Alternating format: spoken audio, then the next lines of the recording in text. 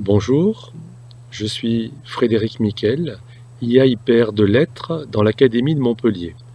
Alors que signifie ce sigle? Tout simplement inspecteur d'académie, inspecteur pédagogique régional.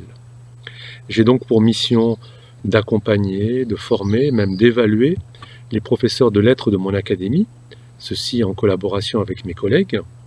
Et parmi toutes les missions passionnantes que j'exerce, figure celle d'accompagnement des enseignements de français langue seconde.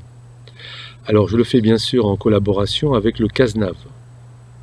À ce titre, mon travail consiste à poursuivre plusieurs axes.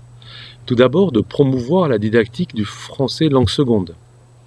Ensuite, d'accompagner les professeurs spécialisés depuis leur recrutement jusqu'à leur promotion, en passant bien évidemment par leur formation.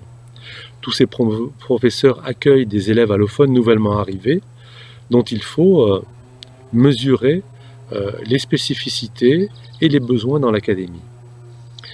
J'ai aussi pour responsabilité de proposer des actions de formation, et notamment cette année, en 2021, le 5e séminaire académique consacré à l'hospitalité comme rencontre et comme réciprocité à l'égard des élèves allophones nouvellement arrivés, mais aussi de ce qu'on appelle les EFIV, ces enfants issus de familles itinérantes et de voyageurs.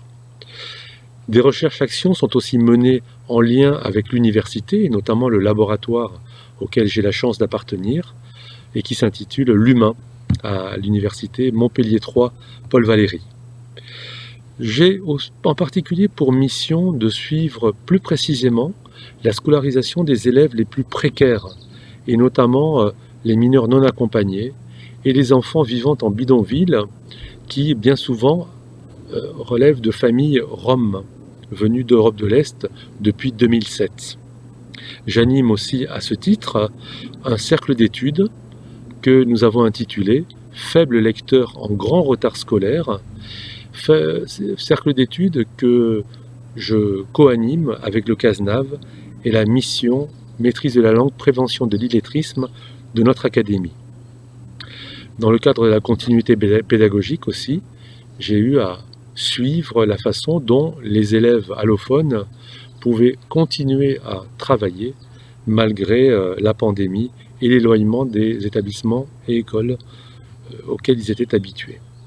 Dans le cadre de Sirius, depuis 2017, je coordonne un certain nombre d'actions académiques inclusives, notamment Alter Ego, qui consiste à faire se rencontrer des élèves du second degré d'une part, et des personnes en situation de grande précarité d'autre part, bien souvent allophones, afin de les amener à échanger une parole et à créer ensemble. Dans le cadre aussi de ces élèves qui nous élèvent, un dispositif académique créé en 2018, j'essaie de recueillir la parole des professeurs qui considèrent, à juste titre, qu'ils ont été grandis par la fréquentation des élèves allophones nouvellement arrivés, et notamment dans les UPE2A.